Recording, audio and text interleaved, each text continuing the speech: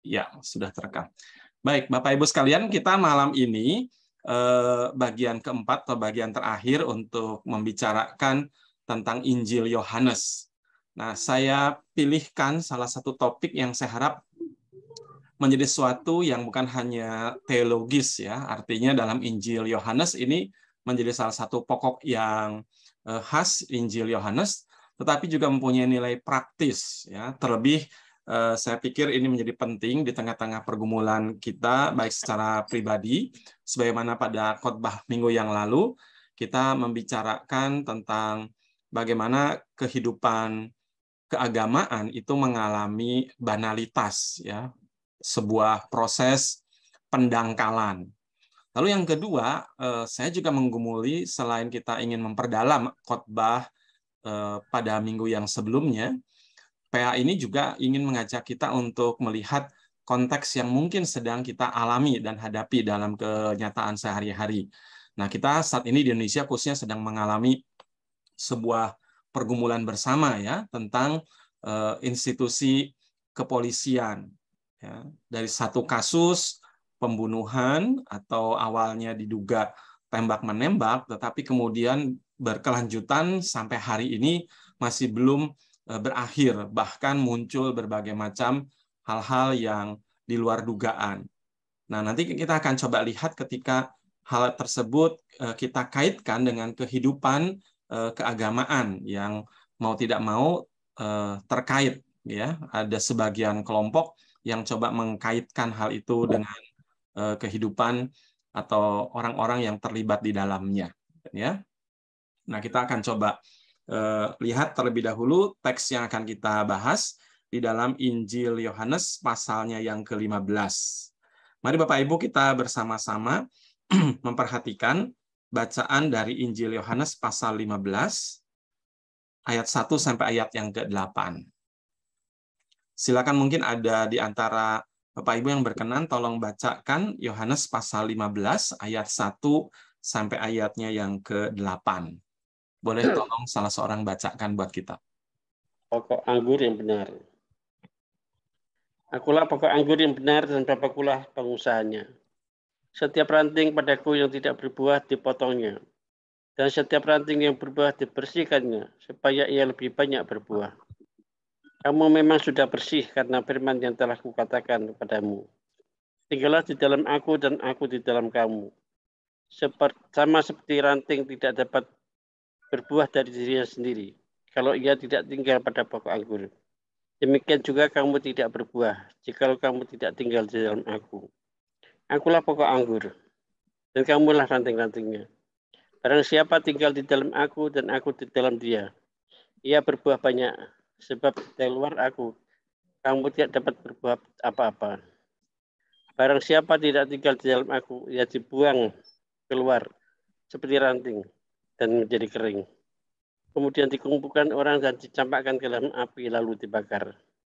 Jikalau kamu tinggal di dalam aku dan firmanku tinggal di dalam kamu, mintalah apa saja yang kamu kehendaki, dan kamu akan menerimanya. Dalam hal inilah Bapakku dipermuliakan, yaitu jika kamu berbuah banyak, dan dengan demikian kamu adalah murid-muridku.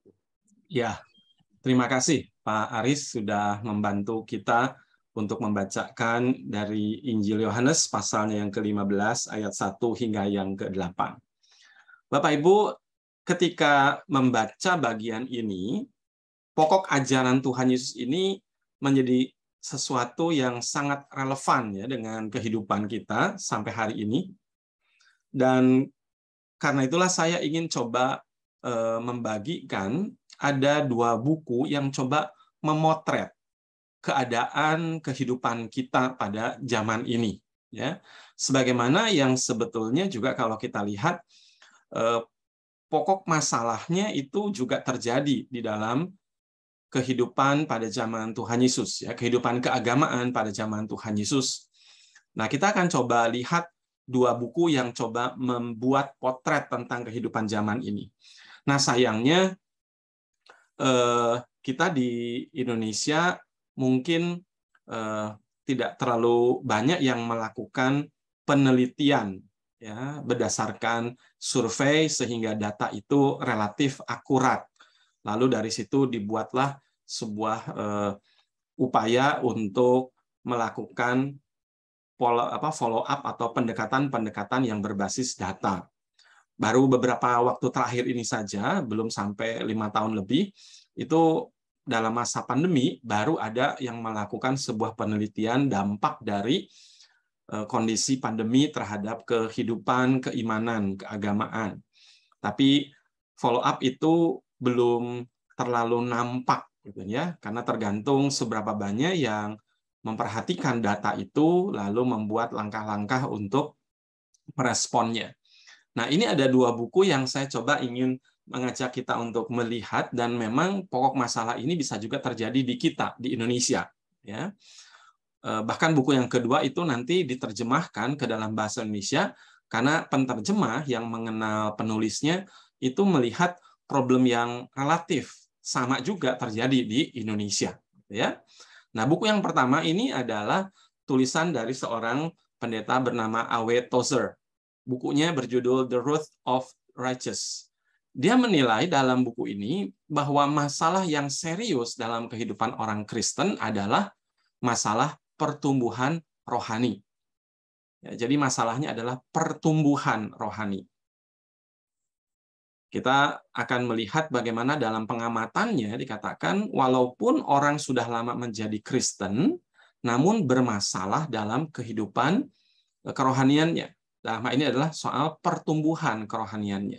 Jadi masalah ini biasanya ditandai dengan ciri-ciri seperti lemah dan rentan terhadap godaan. Ya, jadi lemah menghadapi godaan, bahkan sangat riskan, rentan ketika berhadapan dengan godaan. Juga tidak produktif dalam menghasilkan buah kebenaran. Cenderung kompromi dengan dosa, atau bahkan hidupnya menjadi batu sandungan bagi orang lain. Jadi ini beberapa ciri, ya, beberapa ciri. Jadi di dalam dirinya, pada dirinya lemah bahkan rentan ketika berhadapan dengan godaan, lalu outcome-nya keluar begitu tidak produktif, tidak menghasilkan buah kebenaran. Mungkin dalam cara berpikir, dalam keputusan, dalam tindakan, perbuatan. Bahkan dikatakan bukan hanya tidak produktif, malah permisif, ya, cenderung kompromi dengan dosa. Bahkan lebih parah lagi adalah hidupnya menjadi batu sandungan bagi orang lain. Nah, buku yang kedua ini ditulis oleh seorang bernama Ronald Sider, ya. Dan dalam tulisan ini mencoba memotret keadaan kekristenan di Amerika, terlebih lagi kekristenan dari denominasi Injili. Ya. Nah, denominasi atau kekristenan kelompok Injil ini pada dasarnya mengklaim dirinya sebagai aliran kekristenan yang setia mengajarkan pemahaman doktrin firman Tuhan yang sejati. Lalu juga menekankan kualitas standar-standar moralitas. Ya. Nah, cuman ironisnya, data-data statistik yang terbaru yang diangkat oleh Sider memperlihatkan ada jurang yang sangat dalam dan lebar antara idealisme kaum Injili dengan realitas hidup pemeluknya. Di Amerika ini, kalau kita melihat kelompok Injil ini dalam beberapa waktu terakhir ini pernah diwakili oleh misalnya kaum Partai Republik, ya, dan kapan hari misalnya seperti Presiden Donald Trump, ya, itu banyak sekali didukung oleh kelompok Injili. Maka kalau kita perhatikan pemahaman firman Tuhan yang begitu ditekankan, ya, itu langsung menimbulkan sebuah perhatian ketika Donald Trump dikatakan memulai kembali pembacaan Alkitab di dalam kehidupan perkantoran presiden, ya. Lalu juga digambarkan ada beberapa kebijakan-kebijakan yang menunjukkan keseriusan di dalam hal standar moral misalnya. Nah, itu sesuatu yang diklaim oleh kelompok Injili sebagai sesuatu yang ciri khasnya mereka, ya. Nah, tetapi sayangnya hasil dari penelitian Ronald Sider data-data justru menunjukkan ada jurang yang dalam antara idealisme dengan kenyataan hidup. Contohnya apa? Ditemukan di dalam hasil survei terhadap beberapa kota, beberapa kubu dari kelompok Injili, itu justru menunjukkan adanya perilaku yang tidak sesuai dengan idealisme, tidak sesuai dengan pengakuan. Karena kelakuan seperti misalnya soal kepuasan pribadi, ya self-fulfillment, gitu ya, ingin memuaskan keinginan pribadi, lalu juga permasalahan dengan uang, dengan seks, rasisme. Orang-orang Kristen Injili ternyata adalah kelompok yang memiliki perilaku lebih memalukan daripada orang-orang di sekitar mereka. Ini hasil penelitian dari Ronald Sider. Ya, jadi contoh misalnya di dalam hal keuangan dibuat semacam penelitian berkala dari waktu tahun sekian sampai tahun sekian, misalnya terlihat ketika perekonomian mengalami peningkatan, tetapi ketika diperhatikan persembahan terhadap pekerjaan Tuhan, baik itu melalui gereja, badan-badan misi, itu tidak menunjukkan penambahan, melainkan stagnan. Dari situ terlihat bahwa muncul sebuah self-fulfillment, ingin memuaskan kebutuhan-kebutuhan personal dibandingkan dengan mendukung pekerjaan Tuhan baik melalui gereja maupun melalui badan-badan misi. Padahal salah satu ciri kekristenan Injili itu adalah pada pekabaran Injil yang masif, ya, yang aktif. Tetapi di dalam hal keuangan, angka-angka dan data-data menunjukkan ketika penghidupan mereka itu meningkat, tetapi dukungan mereka tidak mengalami perubahan yang signifikan. Lalu masalah seksualitas, terjadi berbagai macam skandal di dalam diri tokoh-tokoh, baik itu di pemerintahan maupun juga di lembaga-lembaga gereja, demikian juga dalam kehidupan anggota gereja. Ada satu tokoh, seorang rektor dari sebuah universitas yang dikatakan ultra, ya, sangat Injili begitu, dan dia bahkan pernah dipuji oleh Donald Trump sebagai salah seorang pemimpin Injili yang sangat berpengaruh dan memberikan dukungan kepada Donald Trump. Dan kemudian orang ini didapati mempunyai skandal sampai akhirnya dia mengundurkan diri dari jabatan struktural, ya. Lalu dalam kehidupan anak-anak muda didapati di kubu ini, di kota-kota, di daerah-daerah kaum Injili banyak, di situ juga ditemukan kasus premarital sex, ya. Jadi sebelum melangsungkan pernikahan, anak-anak mudanya telah melakukan hubungan sebelum menikah. Lalu juga kasus-kasus rasisme itu juga didapati banyak di dalam kubu-kubu ini. Nah, karena itulah Ronald Sider ketika mendapati data-data lalu harus membukukannya, sebetulnya dia menjadi sangat prihatin, tetapi ini menjadi sebuah kritik yang perlu untuk menyadarkan. Ya, karena itulah Sider dengan sangat jujur namun menyakitkan menyatakan bahwa hidup orang-orang Kristen Injili itu tidak ada bedanya dengan hidup orang-orang dunia. Ya, nah, saudara, ini yang tadi saya katakan, PA ini bukan hanya sekedar meneliti tentang teks-teks Alkitab yang dituliskan sekitar 2000 tahun yang lalu misalnya, tetapi kita juga perlu melihat terang firman Tuhan ini untuk menyoroti kehidupan kita di zaman ini. Nah, salah satunya di sini saya berikan catatan untuk kita coba bandingkan kehidupan di Indonesia yang dikatakan sangat beragama. Bahkan dalam beberapa tahun terakhir ini kita melihat ada istilah kebangkitan, dan ya, kebangkitan agama. Nah, cuman kebangkitan agama yang dimaksud itu apa? Yang jelas kita melihat adalah kebangkitan agama setidaknya variabelnya tentang adanya rumah-rumah ibadah, ya, yang semakin bertambah, bahkan sebagian itu dibangun dengan begitu mewah, begitu megah.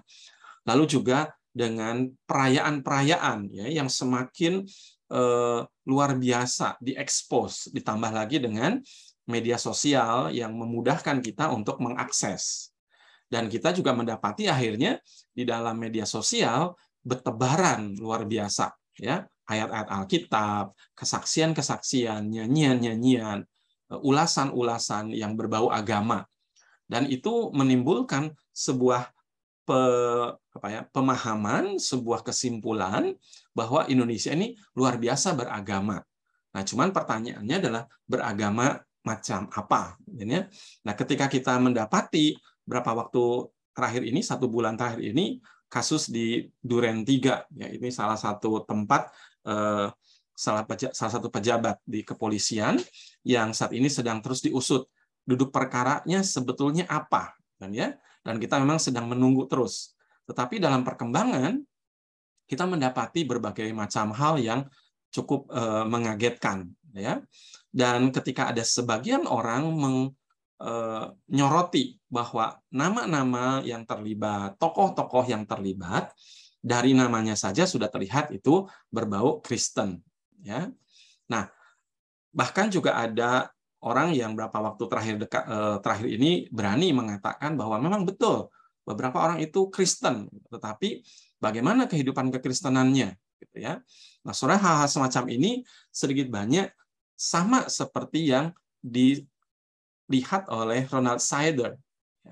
Dan karena itulah kenapa ketika buku ini diterbitkan, maka ada seorang pendeta di Indonesia, ya, dan kebetulan dia juga kenal teman dari Ronald Sider, pendeta Indonesia ini menerjemahkan, ya, buku ini dengan harapan bahwa apa yang terjadi di dalam masyarakat Kristen di Amerika itu menjadi tanda awas bagi kita di Indonesia yang juga mengaku begitu ya adalah kelompok-kelompok atau orang-orang Kristen yang sedang mengalami sebuah pertumbuhan.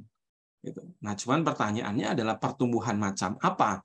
Kalau kita tadi menelisik dari apa yang dikatakan oleh A.W. Tozer, problem kita adalah justru masalah pertumbuhan rohani, dan bukan pertumbuhan fasilitas rohani, entah itu berbicara tentang gedung gereja, entah itu tentang peralatan-peralatan ibadah, atau media-media sosial yang saat ini menjadi begitu luar biasa berkembang karena pandemi, gitu ya.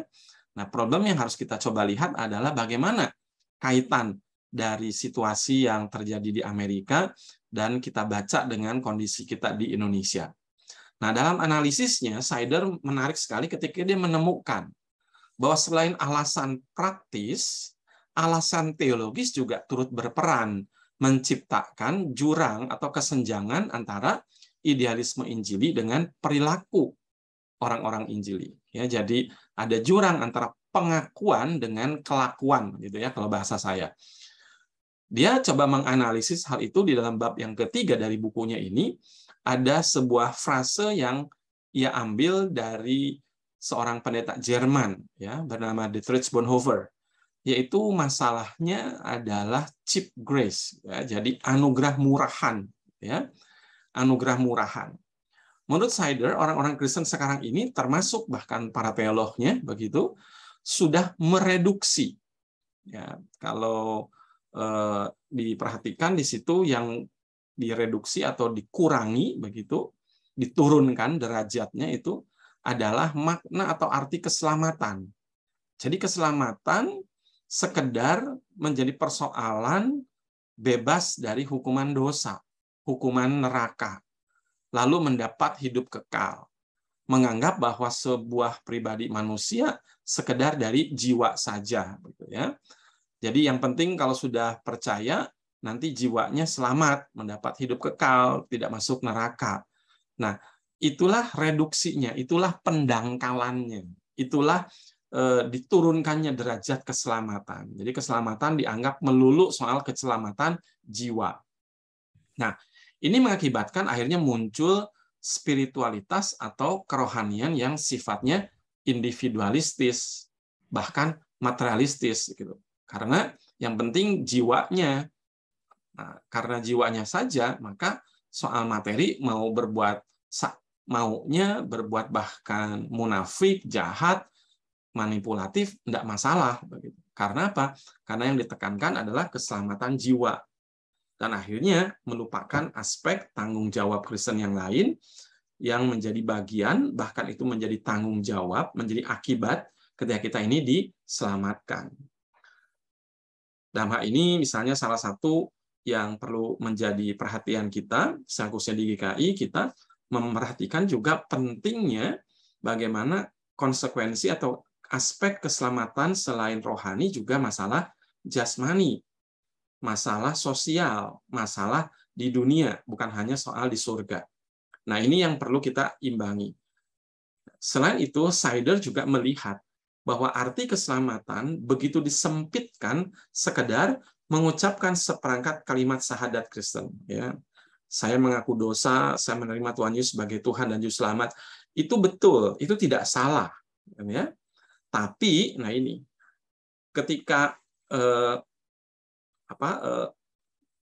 hanya itu saja, begitu, itu menjadi problem, ya, tanpa pemahaman dan otomatis itu menjadi jaminan dapat keselamatan jiwa yang kekal, gitu, ya. Nah, untuk orang-orang bermental cari aman, tentu ini merupakan cara yang sangat aman, cepat, ringkas, hemat, praktis, ya, untuk selamat tanpa lebih jauh memahami konsekuensi dan resiko atau tanggung jawab yang juga ada di dalam berita Injil itu, begitu. Ya, jadi di sini Sider menilai ada problem secara teologis, di mana orang-orang Kristen ini melakukan yang disebut dengan istilah Dietrich Bonhoeffer sebagai cheap grace, ya, anugerah murahan. Jadi Dietrich Bonhoeffer ini pendeta Jerman mengatakan anugerah murahan itu adalah ketika ada pemberitaan tentang penghukuman, begitu ya, tapi tidak ada pertobatan. Tahu Alkitab mengatakan tentang penghukuman, tapi tidak membawa orang pada pertobatan. Lalu juga contoh misal melakukan perjamuan kudus, ya, makan dan minum roti anggur perjamuan, tetapi tidak mengakui tubuh dan darah Tuhan yang sudah dikorbankan. Artinya tidak menghormati, tidak menghargai pengorbanan Kristus melalui kehidupan sekarang yang bertanggung jawab misalnya. Nah, itu disebutkan sebagai cheap grace, anugerah murahan. Ya. Akibatnya orang-orang menjadikan keselamatan itu melulu hanya urusan masuk surga, tapi tidak bertanggung jawab di dunia. Ringkasnya seperti itu. Nah, sejatinya sebetulnya kekristenan menuntut adanya pertumbuhan rohani secara radikal, yaitu dimulai sejak mengenal dan percaya kepada Kristus. Ya, dimulai berarti belum selesai sampai sekarang sebelum kita mati. Hal ini menjadi sangat penting karena pertumbuhan adalah proses konkret dari hidup atau matinya kerohanian seseorang. Ya, jadi pertumbuhan ini menunjukkan kepada kita ini hidup atau mati, begitu ya. Tidak ada di antaranya, tidak ada di antara hidup dan mati. Kalau hidup ya harusnya bertumbuh. Kalau tidak bertumbuh ya mati, begitu. Tidak mungkin orang itu stagnan di antaranya, begitu. Ya. Nah, seperti ranting pada pokok anggur, kalau ia sehat, ia akan bertumbuh, ia akan berbuah, bahkan lebat. Nah, sekarang kita akan coba lihat pesan ajaran Tuhan itu apa di dalam Yohanes pasal 15 ini. Sesungguhnya Allah ingin kita ini bertumbuh di dalam Kristus dan hidup menyerupai Dia supaya Bapa dipermuliakan. Nah, itu jelas sekali dalam pasal 15 ayat 8. Dalam hal inilah Bapakku dipermuliakan, yaitu jika kamu berbuah banyak, dan dengan demikian kamu adalah murid-muridku. Ya, dan ini beberapa bandingan, nanti Bapak Ibu bisa membaca sendiri ya bagian ini, tentang bagaimana kita diajak untuk bertumbuh dan ada hasil dari pertumbuhan itu.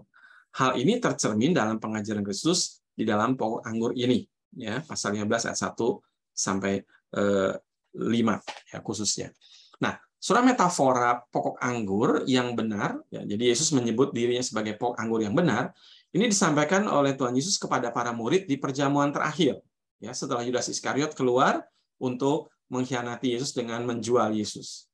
Nah, untuk menjelaskan proses transformasi yang terjadi dalam kehidupan umat percaya, Yesus menganalogikan dirinya sebagai pokok anggur yang benar. Itu disebutkan dalam ayat 1 dan ayat 5. Ya. Lalu murid-murid disebutkan sebagai ranting-ranting anggur. Itu disebutkan dalam ayatnya yang kelima. dan Allah Bapa dikatakan sebagai pengusaha kebun anggur.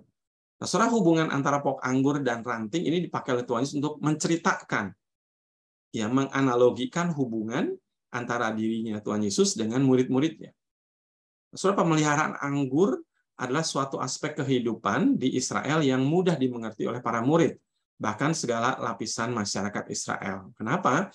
Karena memang ini suatu yang sudah biasa ya dalam kehidupan masyarakat Israel. Nah, saya ingin mengajak kita coba membaca beberapa bagian ayat ini ya. Saya minta kesediaan saudara nanti untuk ambil bagian, untuk coba melihat bagaimana anggur itu sesuatu yang sangat dikenal ya dalam masyarakat Israel. Bahkan itu menjadi cara pengajaran Allah melalui nabi-nabi di Perjanjian Lama, lalu kemudian oleh Tuhan Yesus menyebutkan bahwa dialah pokok anggur yang benar ya. Nah, kita akan coba lihat dari Perjanjian Lama terlebih dahulu ya. Di sana dikatakan bahwa dalam Perjanjian Lama mengkiaskan ya Israel sebagai pokok anggur yang tidak berbuah baik. Ya, dan kalau kita nanti baca beberapa ayat, setiap kali kiasan ini dipakai untuk sikap bangsa Israel, maka yang akan ditekankan itu adalah soal kegagalan mereka, lalu ancaman dari Allah sendiri yang akan menghukum. Ya. Nah, contohnya ini saya ambilkan di dalam Yeremia pasal 2 ayat 21. Ya. Namun aku telah membuat engkau tumbuh sebagai pokok anggur pilihan. Di sini adalah anugerah Tuhan. Ya, Tuhan sudah memilih Israel sebagai pokok anggur pilihan Tuhan, sebagai benih yang sungguh murni. Tetapi dikatakan betapa engkau berubah menjadi pohon berbau busuk, pohon anggur liar. Ya, nah, kita coba bandingkan. Silakan Bapak Ibu yang bisa tolong buka Yesaya pasal 5 ayat 1 sampai 7 ya, boleh tolong bacakan buat kita. Yesaya 5 ayat 1 sampai 7 kita akan melihat bagaimana Israel sebagai pokok anggur yang seperti apa ya. Yesaya 5 ayat 1 sampai 7. Boleh yang menemukan bacakan buat kita. Ya, saya bacakan ya. Ya, Yesaya 5 ayat 1 sampai 7, nyanyian tentang kebun anggur. Aku hendak menyanyikan nyanyian tentang kekasihku, nyanyian kekasihku tentang kebun anggurnya. Kekasihku itu mempunyai kebun anggur di lereng bukit yang subur. Ia menyangkulnya dan membuang batu-batunya dan menanaminya dengan pokok anggur pilihan. Ia mendirikan sebuah menara jaga di tengah-tengahnya dan menggali lubang tempat memeras anggur. Lalu dinantinya supaya kebun anggur itu menghasilkan buah anggur yang baik. Tapi yang dihasilkannya ialah buah anggur yang asam. Maka sekarang, hai penduduk Yerusalem dan orang Yehuda, adililah antara aku dan kebun anggurku itu. Apatah lagi yang harus diperbuat untuk kebun anggurku itu, yang belum kuperbuat kepadanya? Aku menanti supaya dihasilkannya buah anggur yang baik. Mengapa yang dihasilkannya hanya buah anggur yang asam? Maka sekarang aku mau memberitahukan kepadamu apa yang hendak kulakukan kepada kebun anggurku itu. Aku akan menebang pagar durinya, sehingga kebun itu dimakan habis dan melanda temboknya, sehingga kebun itu diinjak-injak. Aku akan membuatnya ditumbuhi semak-semak, tidak dirantingi dan tidak disiangi, sehingga tumbuh putri malu dan rumput. Aku akan memerintahkan awan-awan supaya jangan diturunkan hujan ke atasnya. Sebab anggur Tuhan semesta alam ialah kaum Israel dan orang Yehuda ialah tanam-tanaman kegemarannya. Dinantinya keadilan tetapi hanya ada kelaliman. Dinantinya kebenaran tetapi hanya ada keonaran. Oke, makasih ya Pak Lim. Ya, jadi Bapak Ibu dari Yesaya pasal 5 kita melihat bagaimana Israel ya, bangsa Israel baik itu ketika nanti pecah ya menjadi kerajaan Samaria, lalu juga menjadi kerajaan satu lagi Yehuda, di mana kerajaan Yehuda itu adalah keturunan dari Daud, betul ya. Nah, keduanya itu disebut sebagai kebun anggur, ya, yang dikasihi oleh Tuhan dan ditunjukkan bagaimana dia memelihara kebun anggur itu dari mulai ayat 2 ya, dicangkul, dibuang batunya, lalu ditaruhlah pokok anggur pilihan, lalu dibuat menara penjaga, lalu dibuatlah lubang-lubang untuk memeras anggur, dan sampai hari ini di dalam arkeologi di Israel ditemukan banyak lubang-lubang semacam ini. Jadi ini sesuatu yang sangat dipahami ya oleh orang-orang Israel tentang analogi atau gambaran bahwa mereka itu seperti pohon anggur yang dirawat harus begitu baiknya, ya tanahnya harus subur, harus bersih dari bebatuan dan segala macam. Bahkan juga dibuatkannya pagar katanya kan supaya terlindungi. Tetapi ketika dinantikan, di sana disebutkan dinantikan anggur yang baik, justru yang dihasilkan anggur yang asam.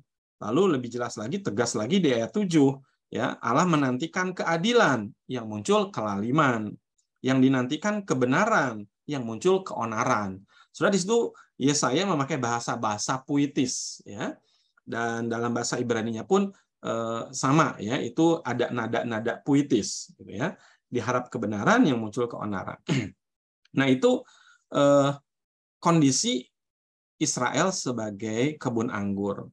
Bahkan ancamannya juga ditunjukkan. Ya, jadi tadi kalau bagian awalnya disebutkan tentang sikap bangsa Israel yang gagal, tapi juga muncul ancaman. Ya, ketika dikatakan ayatnya yang ke-5, maka sekarang katanya, aku memberitahukan kepadamu apa yang akan kulakukan. Aku akan menebang pagar duri. Ya, lalu temboknya juga diinjak-injaklah kebun itu. Ini bicara tentang tidak akan ada lagi perlindungan, bahkan yang ada adalah serangan dari musuh. Ya. Dan itu nanti memang terjadi ketika Asyur menyerang, lalu juga menyerang Israel, ya, Samaria, lalu juga kemudian Babel yang kita kenal nanti dengan Nebukadnezar itu menyerang Yerusalem, ya, kerajaan Yehuda. Itu adalah karena apa? Karena mereka tidak menjadi pokok anggur yang baik. Ya. Baik, satu lagi kita akan coba lihat setelah terjadi pembuangan, ya, ketika mereka berada di pembuangan. Kita coba lihat Yehezkiel. Boleh tolong salah seorang juga bacakan bagaimana nuansanya, ya. Yehezkiel pasal 15. Yehezkiel pasal 15. Ayatnya yang ke-1 hingga ayatnya yang ke-8. Silahkan boleh dibacakan.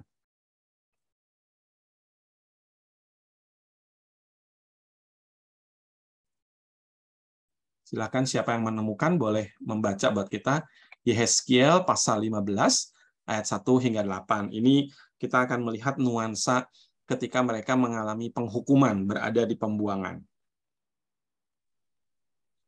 Yehezkiel 15. Ya, Lydia, silakan Lydia. Lalu datanglah firman Tuhan kepadaku, hai anak manusia, apakah kelebihan kayu anggur dari semua kayu yang buahnya seperti anggur yang tumbuh di antara kayu-kayu di hutan? Apakah orang mengambil kayunya untuk membuat sesuatu daripadanya, ataukah membuat gantungan daripadanya untuk menggantungkan segala macam perkakas padanya? Sungguh kayu itu dilemparkan ke dalam api untuk dibakar. Kedua ujungnya habis dimakan api, dan tengah-tengahnya sedang menyala. Bergunakah lagi itu untuk membuat sesuatu? Lihat, sedangkan waktu ia masih utuh, tidak dipakai untuk sesuatu, apalagi sesudah dimakan api dan terbakar. Apakah masih dapat lagi dipakai untuk sesuatu? Oleh sebab itu, beginilah firman Tuhan Allah, seperti kayu anggur di antara kayu-kayu di hutan, yang kulemparkan ke dalam api untuk dibakar, begitulah aku lakukan terhadap penduduk Yerusalem. Aku sendiri akan menentang mereka, walaupun mereka luput dari api. Tetapi api akan memakan mereka, dan kamu akan mengetahui bahwa akulah Tuhan pada saat aku menentang mereka. Dan aku menjadikan negeri itu sunyi sepi, oleh karena mereka berubah setia. Demikianlah firman Tuhan Allah. Oke, ya. Jadi saudara, di sini kita juga lihat bagaimana ketika orang-orang Israel ini dalam pemberontakannya, sebagai pohon anggur, mereka bukan hanya menghasilkan yang asam, ya, yang tidak baik, tapi akhirnya juga membuat diri mereka tidak berguna di hadapan Tuhan. Ya, nah ini salah satu gambaran bagaimana kegagalan bangsa Israel sebagai pohon anggur, ya, pilihan Tuhan. Nah karena itulah ketika pada Yohanes pasal 15 Tuhan Yesus menyebutkan aku adalah pohon anggur yang benar, di sini menggambarkan bagaimana Allah memberikan sebuah anugerah untuk bangsa Israel dan melalui bangsa Israel menjadi berkat bagi bangsa-bangsa yang lain. Nah, di sini kita lihat Tuhan Yesus tidak gagal sebagai pokok anggur seperti orang Israel. Sebagai pokok anggur yang benar, Kristus menentukan kualifikasi dan standar para pengikutnya. Ya. Nah, kita akan coba lihat dengan metafora pokok anggur yang benar ini bagaimana ya kita boleh terus bertumbuh dan bagaimana kita berbuah. Nah, kita lihat di dalam ayat 2 dan ayat 6 khususnya. Ya, disebutkan di situ tentang ranting yang tidak berbuah. Ya. Di ayat 2 dan ayat 6, Yesus membicarakan tentang ranting yang tidak berbuah, itu dipotong dan dibakar. Misalnya saya coba kutipkan ya. Setiap ranting padaku yang tidak berbuah, dipotongnya, dan setiap ranting yang berbuah, dibersihkannya, supaya ia lebih banyak berbuah. Barang siapa tidak tinggal dalam aku, ia dibuang keluar seperti ranting dan menjadi kering. Kemudian dikumpulkan orang dan dicampakkan ke dalam api lalu dibakar. Nah, ini adalah pekerjaan pemilik, ya, pengusaha, yaitu Bapak. Nah, siapa yang disebut sebagai ranting yang tidak berbuah? Apakah ini adalah orang Kristen sejati yang kehilangan keselamatan ya karena murtad? Kita meyakini bukan, ya, karena kita meyakini firman Tuhan yang menegaskan bahwa keselamatan itu adalah anugerah Allah. Ya, karena itu adalah anugerah Allah, itu bersifat kekal bagi para pengikut Kristus yang sejati. Ya, kita melihat di dalam pemahaman gereja-gereja reformasi, gereja Calvinis, kita melihat bahwa keselamatan itu adalah inisiatif Allah, gitu ya. Karena itulah kita bukan berbicara sekedar keyakinan keselamatan, tapi kita berbicara lebih lagi adalah soal kepastian keselamatan. Kalau keyakinan keselamatan itu sedikit banyak bergantung kepada perasaan dan penilaian diri kita, yakin atau tidak yakin. Ada orang yang bisa saja meyakini, padahal belum tentu. Nah, ini yang sedang dibicarakan. Tapi kalau bicara mengenai kepastian keselamatan, itu pasti. Karena apa? Karena Allah lah yang mengerjakannya dan Allah lah yang melakukannya.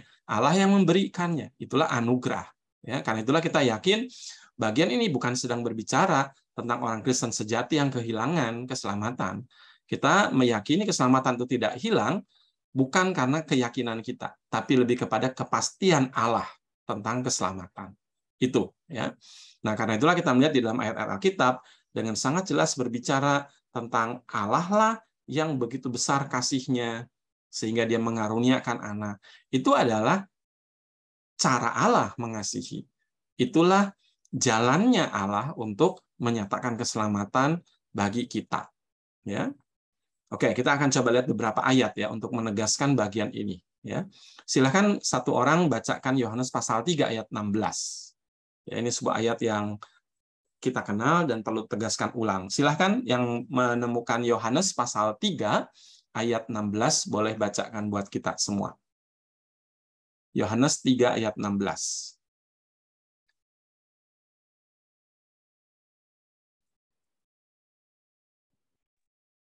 Yohanes 3 ayat 16. Ya, 16. Pak John ya, silakan Pak John. Karena begitu besar kasih Allah akan dunia ini, sehingga Ia telah mengaruniakan anaknya yang tunggal, supaya setiap orang yang percaya kepadanya tidak binasa, melainkan beroleh hidup yang kekal. Oke, makasih ya. Jadi di sini kita lihat bagaimana inisiatif itu begitu nyata ya. Karena begitu besar kasih Allah akan dunia, sehingga Allah telah mengaruniakan. Ya, Allah sendiri yang mengaruniakan. Terus satu bagian yang menegaskan, Efesus pasal 2 ayat 9. Boleh dibacakan? Silahkan yang menemukan. Efesus pasal 2 ayat 8 hingga ayat 9. Silahkan.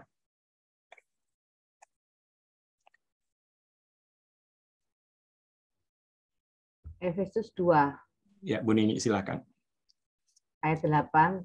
Sebab karena kasih karunia kamu diselamatkan oleh iman. Itu bukan hasil usahamu, tetapi pemberian Allah. Itu bukan hasil pekerjaanmu. Jangan ada orang yang memegahkan diri. Baik, ya terima kasih. Jadi di bagian-bagian sebelumnya dijelaskan tentang bagaimana keselamatan itu dikerjakan dan diberikan oleh Allah di dalam Kristus. Ya.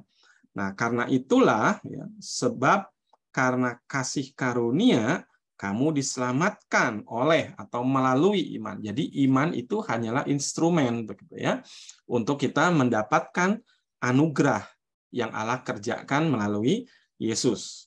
Maka dikatakan itu bukan hasil pekerjaan kita, tidak ada kontribusi dari kita.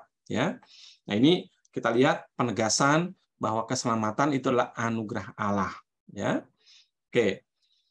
Atau ada juga yang berpendapat misalnya, apakah orang ini ya yang disebut dengan ranting yang tidak berbuah adalah orang-orang Kristen yang kehilangan upah. Ya, artinya Kristen, lalu ketika dia mati tidak mendapatkan upah begitu. Nah, kita melihat konteksnya di ayat 1 hingga ayat 5 ini berbicara tentang di sini begitu ya, tentang kehidupan hari ini di dunia begitu. Jadi ini bukan soal berbicara nanti ya, kehilangan upah begitu.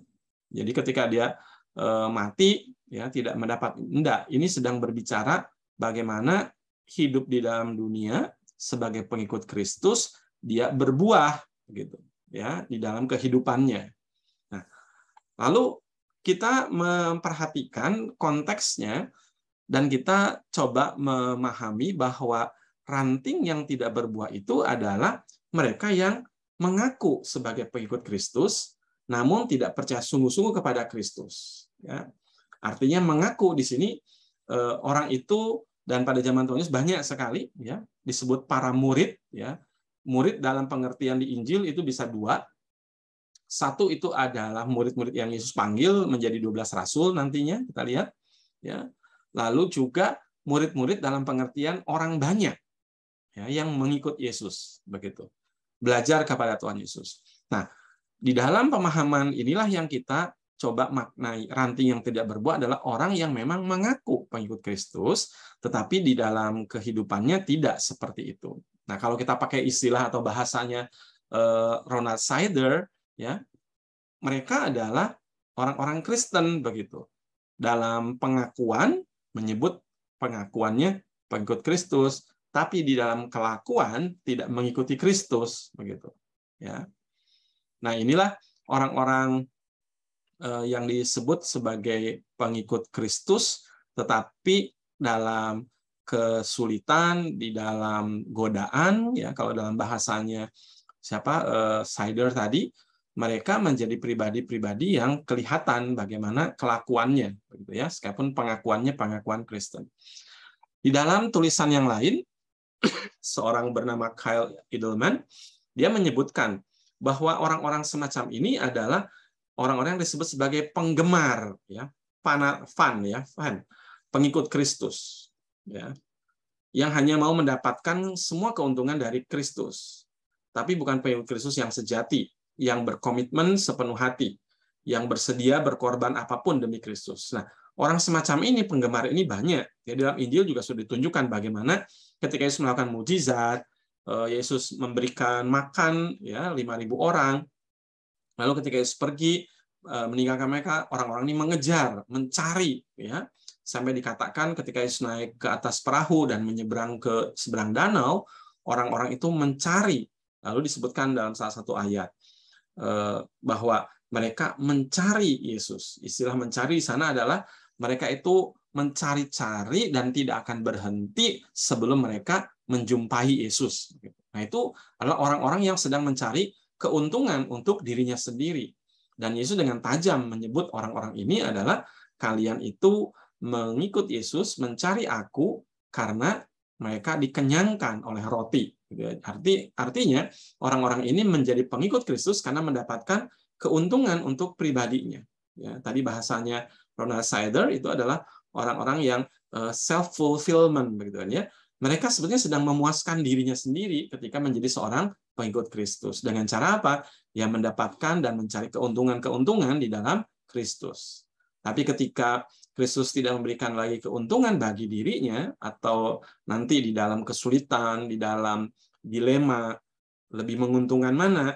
Menjadi pengikut Kristus yang berkorban untuk apapun demi ikut Kristus, atau korbankan Kristus demi mendapatkan kepuasan pribadi, keuntungan pribadi. Nah, disinilah orang ini yang disebut sebagai ranting yang tidak berbuah. Termasuk di dalamnya itu adalah Yudas Iskariot, ya, konteks dekatnya di situ. Ya.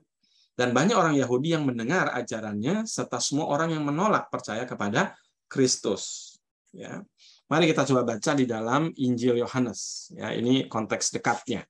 Silahkan salah seorang yang menemukan boleh bacakan Yohanes pasal 6 ayat 6.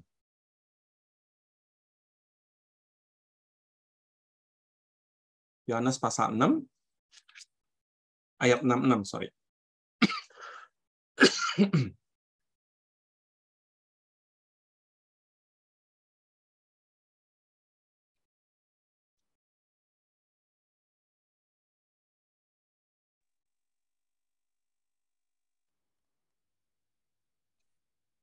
Silakan, boleh ada yang sudah menemukannya, boleh membacakan buat kita.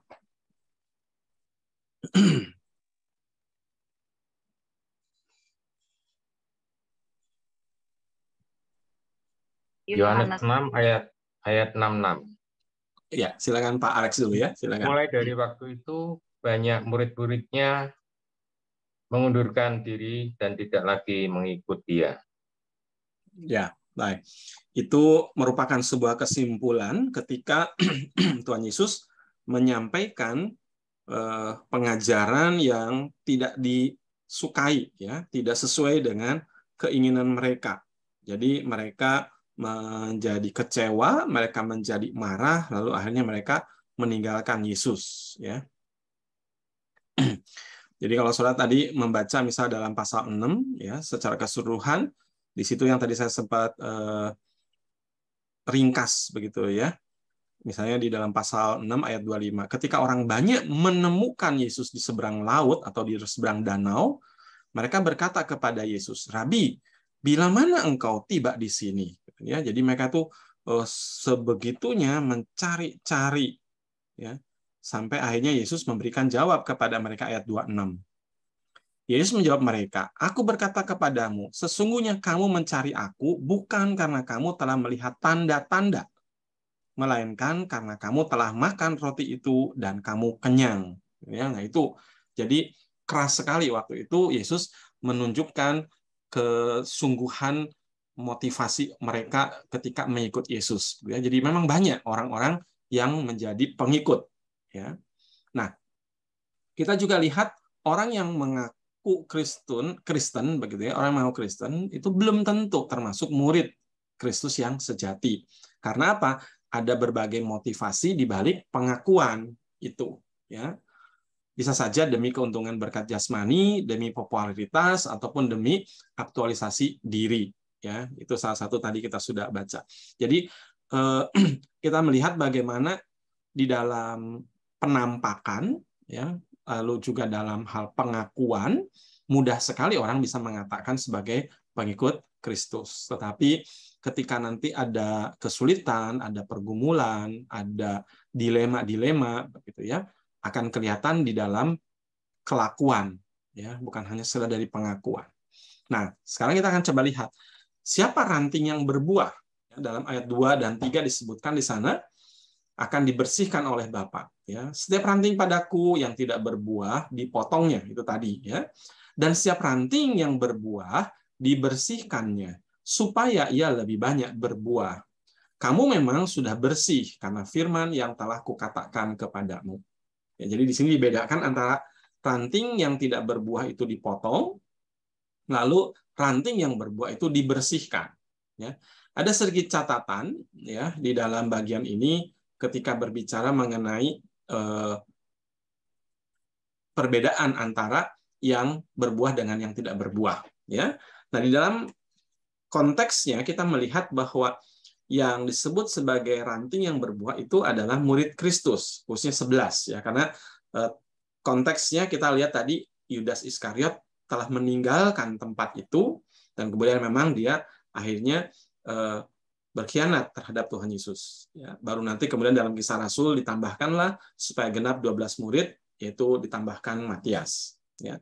Nah, ranting yang berbuah ini selain menunjuk kepada murid Kristus pada zaman itu, tetapi juga menunjuk kepada semua orang Kristen sejati di sepanjang zaman abad. Ya. Ketika kita percaya dan menerima Kristus dalam kehidupan kita, maka melalui darah Kristus kita didamaikan dengan Allah. Itu yang kita pahami, bahwa kita dibersihkan karena firman yang telah kukatakan kepadamu. Jadi ada pengajaran-pengajaran Kristus, dan ketika kita mempercayai dan menghidupinya, itulah yang membuat kita menjadi orang-orang yang dikategorikan sebagai ranting, ya, yang menempel, ya, lalu istilahnya dicangkokkan begitu kepada pohon anggur Kristus. Sehingga kita menjadi ranting yang hidup, yang berbuah, yang lebat begitu ya. Nah, dalam teks ini ada dua istilah yang digambarkan untuk tindakan pembersihan. Yang pertama itu adalah dipotong. Ya, ini ayatnya yang kedua. Ranting yang tidak berbuah dipotong, pakai istilahnya airo. Lalu ranting yang berbuah dibersihkan.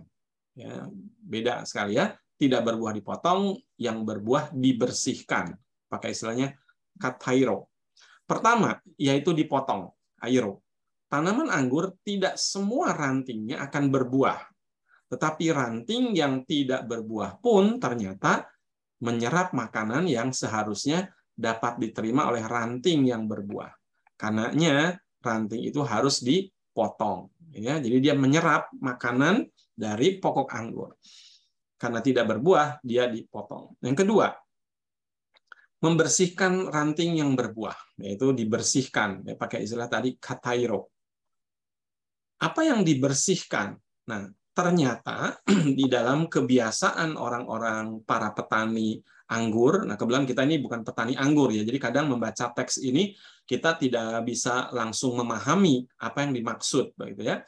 Tapi buat orang Israel, sekali lagi tadi contoh yang saya tunjukkan di awal, ini sebuah analogi atau metafora, sebuah kiasan yang mudah sekali dipahami oleh orang Yahudi karena memang lingkungan mereka itu begitu banyak ya pertanian atau perkebunan anggur ya. Nah, yang dibersihkan itu ternyata adalah daun-daunnya. Nah, karena itulah di dalam terjemahan bahasa Indonesia sehari-hari dibuat lebih jelas ya, lebih mudah. Disebutkan di sana untuk ayat ini, dan setiap cabang atau tadi ranting gitu ya yang berbuah dikurangi daunnya dan dibersihkannya. Jadi istilah katairo dibuat lebih mudah, lebih sederhana, lebih konkret dalam terjemahan bahasa Indonesia sehari-hari. Dibersihkan itu artinya dikurangi daunnya dan dibersihkannya. Nah, hal ini perlu dilakukan kenapa? Supaya cadangan makanan ya berupa nanti vitamin, air itu semua bisa tersalurkan langsung kepada buahnya, dan untuk juga mengurangi proses penguapan karena melalui daun-daunan itu kan penguap. Bahkan kalau disebutkan di dalam bulan tertentu ya, itu biasanya sekitar bulan Februari, bulan Maret gitu, itu dilakukan perawatan-perawatan. Lalu sekitar bulan Agustus itu bulan yang panas sekali. Ya, saya pernah ke Israel pas saya punya waktunya ya perginya bulan Agustus tanggal 17 gitu ya. Jadi waktu di sana itu adalah puncak-puncaknya musim panas. Jadi sangat menyengat. Nah, karena itulah pada musim-musim seperti itu daun itu akan dikurangi ya supaya penguapan juga dikurangi sehingga air yang memang begitu sulit begitu ya, itu bisa tersalur langsung kepada ranting-ranting yang menghasilkan buah gitu ya. Itu. Nah, Saudara, proses pembersihan ini tidaklah mudah, bahkan seringkali menyakitkan. Jadi kalau analogi ranting yang berbuah ini adalah orang Kristen sejati, ketika mereka ini berbuah, dia justru semakin dirawat, semakin dibersihkan. Dan proses membersihkan ini, itu sebuah analogi yang menggambarkan hidup kita ini tidak mudah menjalani proses pembersihan. Bahkan kadang menyakitkan kita. Ya. Karena apa? Allah membersihkan kita dengan memakai cara yang bisa saja membuat kita ini mengalami kesulitan, mengalami kesakitan yang luar biasa, ya, dengan menyingkirkan segala sesuatu yang menghalangi kita untuk bertumbuh. Bisa itu adalah soal karakter lama kita atau kebiasaan-kebiasaan buruk kita yang bertentangan dengan kehendak Tuhan. Ya. Nah, Bapa yang di surga membersihkan kita dengan kuasa firman-Nya. Di sana disebutkan misalnya ayat 3 dan 7 sudah kita baca. Kita coba lihat referensi yang lain, Ibrani 4 ayat 12. Silahkan, tadi saya lihat Yanti ya mungkin ya mau baca ya, balapan dengan Pak Alex tadi. Silahkan Yanti bacakan Ibrani pasal 4 ayatnya yang ke-12. Ibrani 4 ayat 12.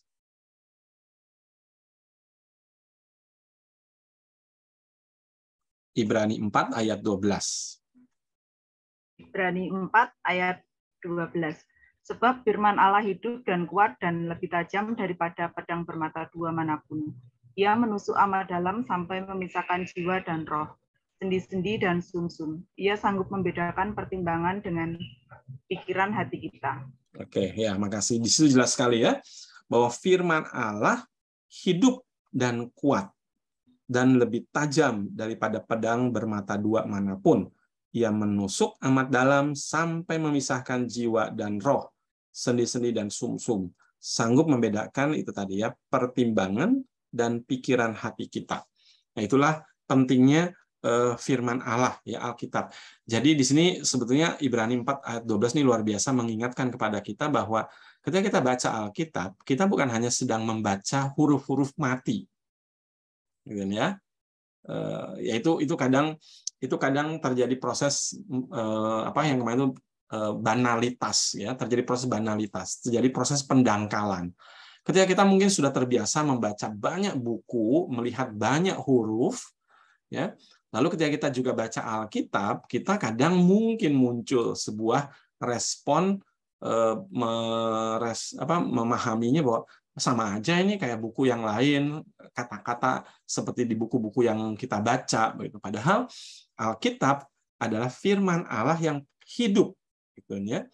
Jadi di dalam setiap kesempatan, dalam setiap keadaan bisa memberi pengaruh, mempunyai daya ya untuk memisahkan, untuk membedakan, untuk memilah-milah gitu ya, apa yang sedang kita pikirkan, pertimbangan-pertimbangan kita.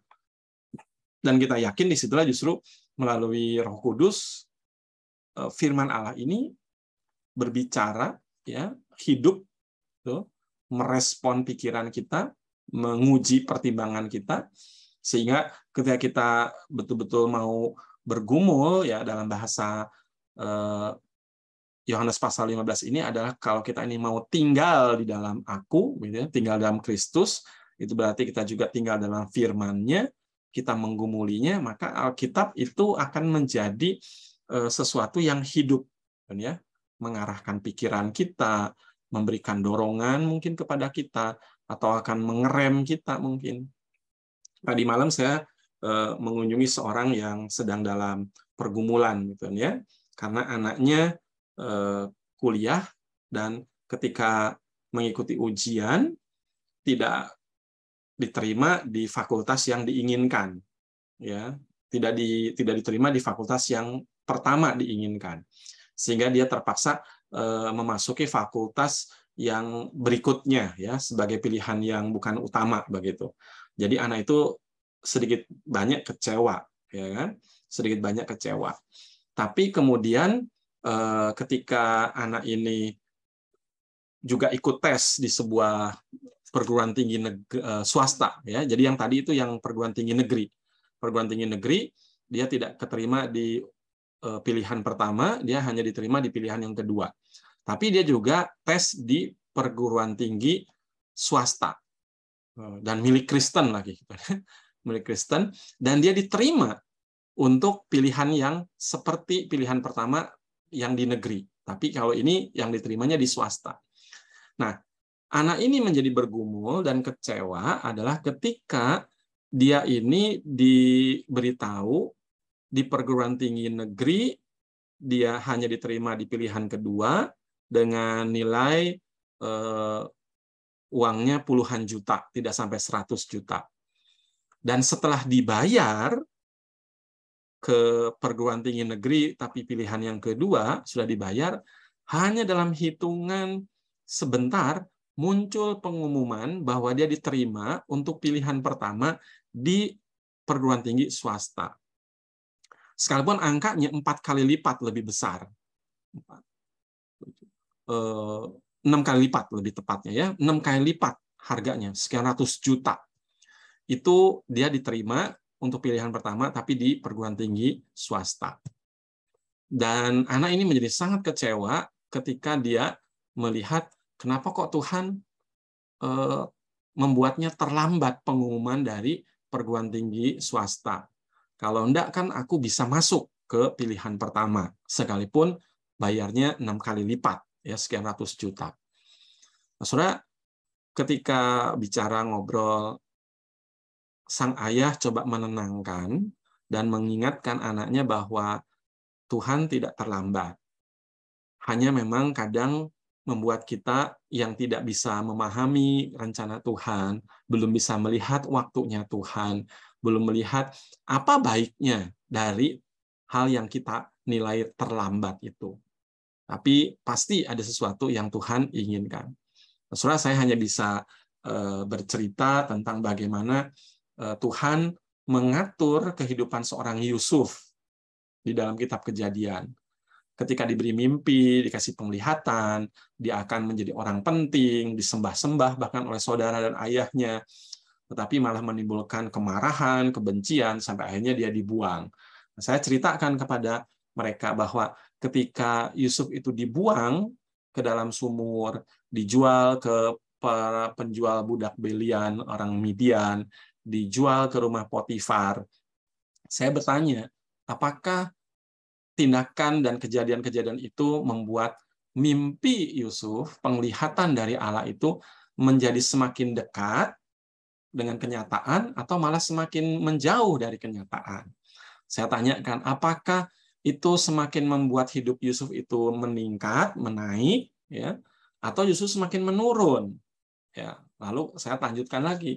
Setelah di rumah Potifar kerja baik-baik, diberkati Potifar gara-gara Yusuf, tapi kemudian difitnah oleh istri Potifar, lalu celakanya suaminya atau Potifar itu tidak membela Yusuf, begitu ya. Ini kan hampir mirip dengan skenario yang lagi ribut sekarang, begitu ya, di dalam institusi kepolisian. Kita tidak tahu ceritanya yang mana. Tapi yang jelas sebagai Yusuf, dia menjadi korban, tidak dibela, malah kemudian dicela sebagai seorang yang telah melakukan itu ya pelecehan seksual begitu kepada istri Potifar, sampai akhirnya dia dimasukkan ke penjara. Di penjara dia dipercaya oleh kepala penjara, lalu ketemu dua pejabat penting, juru minum dan juru roti. Ya, bahasa kita saya bilang ke mereka, Yusuf ini punya koneksi tingkat tinggi karena dua pejabat itu sangat dekat dengan Firaun. Tapi toh begitu tidak diingat, dilupakan. Dan ketika bermimpi mereka diberikan artinya dan betul terjadi. Salah satunya kembali kerja, salah satunya lagi mati, dihukum. Dan Yusuf dilupakan. Dan saya tanyakan kembali, apakah Yusuf hidupnya semakin mendekati penglihatan yang dari Tuhan atau malah semakin menjauh dari penglihatan? Ya mereka jawab, menjauh. Tapi kemudian kita baca dalam Alkitab, Tuhan sendiri yang memakai Firaun untuk memanggil Yusuf keluar, untuk memberikan mimpinya seperti apa, artinya seperti apa. Saudara, di situ kita melihat bagaimana Allah kadang membersihkan ya ranting yang berbuah supaya semakin berbuah, itu dengan cara-cara yang kadang membuat kita tidak bisa memahami, kadang kita harus mengalami kondisi yang luar biasa sakit begitu ya. Nah, itu adalah kenyataan-kenyataan. Allah mendisiplin kita melalui ini, kadang melalui penganiayaan, kadang melalui penderitaan, melalui sakit penyakit atau melalui kesusahan ya, untuk memurnikan iman kita. Ya. Di dalam Roma pasal 5 ayat 3 sampai 5. Boleh tolong salah seorang baca untuk kita ingat kembali ya ayat ini. Ini ayat yang sangat luar biasa ya. Roma pasal 5 ayat 3 sampai 5. Silahkan, boleh ada yang menemukan, boleh baca. Roma 5 ayat 3 sampai 5. Yang belum kebagian boleh bacakan, silahkan. Roma 5 ayat 3 sampai 5. Roma 5 ayat 3 sampai 5. Dan bukan hanya itu saja, kita malah bermegah juga dalam kesengsaraan kita, karena kita tahu bahwa kesengsaraan itu menimbulkan ketekunan, dan ketekunan menimbulkan tahan uji, dan tahan uji menimbulkan pengharapan. Dan pengharapan tidak mengecewakan, karena kasih Allah telah dicurahkan di dalam hati kita oleh Roh Kudus yang telah dikaruniakan kepada kita. Iya, terima kasih ya untuk Emma yang sudah bacakan buat kita. Ya. Jadi di sini kita melihat bagaimana kita boleh bermegah, katanya ya. Kita boleh tetap mempunyai sebuah sikap hati yang bangga begitu ya, bersyukur, bahkan ada nuansa seperti itu ketika justru dalam tekanan, ya, dalam kesengsaraan. Karena tekanan atau kesengsaraan menimbulkan ketekunan, gitu ya. Ketekunan menimbulkan tahan uji, ya, membuat kita menjadi seorang yang teruji, ya, melalui berbagai macam hal itu. Maka di situ nanti disebut sebagai Kristen sejati. Karena apa? Karena sudah teruji. Ya.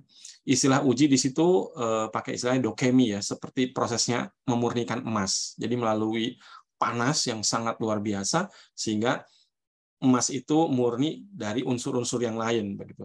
Dan ketika didinginkan maka dapat cap, ya, dokemi. Nah, itu terjemahannya adalah tahan uji begitu ya. Itu senada dengan sejati kan begitu ya. Soalnya memang menyakitkan. Tapi ini membuat kita tumbuh, ya. Menghasilkan buah yang lebat, bahkan manis, yang dinikmati banyak orang. Ini menunjukkan bahwa kita menjadi pribadi-pribadi yang bukan hanya hidup untuk diri sendiri, begitu ya. Kehidupan agama kita bukan hanya untuk kepuasan diri sendiri, tapi Allah ingin memakai kehidupan kita yang dimurnikan itu untuk memberkati hidup orang lain.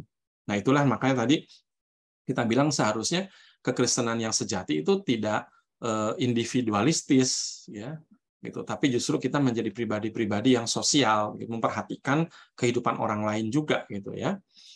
Karena itu jangan berpuas diri hanya sekedar menjadi orang Kristen biasa saja.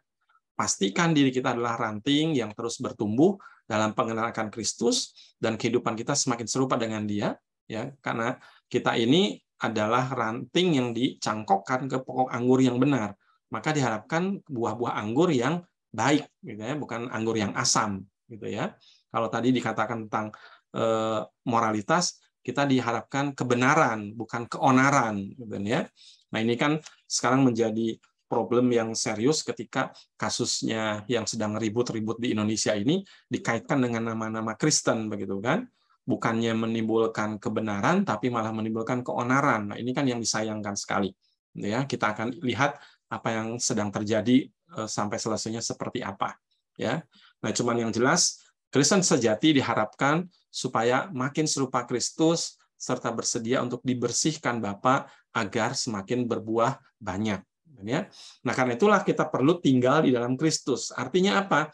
Di sini pakai istilah tinggal itu dari kata meno, ya, atau to remain, tetap tinggal, gitu ya, terus melekat, terus berada di dalam, ya, dan terus bertahan di dalam. Itu istilahnya meno, ya. Satu-satunya cara supaya kita dapat bertumbuh dan berbuah lebat ialah harus tetap tinggal dan terus melekat erat kepada Kristus, ya. Nah, dan Kristus tinggal dalam kita melalui persekutuan dengan Roh Kudus dan firman Tuhan. Ketika kita ini terus tinggal di dalam persekutuan intim dengan Kristus dan Dia tinggal di dalam kita, jadi ada timbal balik begitu ya, ada saling keterhubungan, ya. Maka sari-sari makanan dari akar pokok anggur Kristus itu disalurkan ke ranting-ranting hidup kita. Akhirnya buah-buah anggur yang lebat muncul pada ranting kehidupan kita.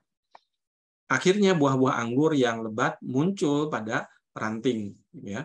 Dengan demikian orientasi hidup kita bukan lagi untuk diri sendiri itu tadi, ya, bukan individualistis, bukan untuk self fulfillment kita, ya, melainkan untuk Allah dan untuk sesama manusia.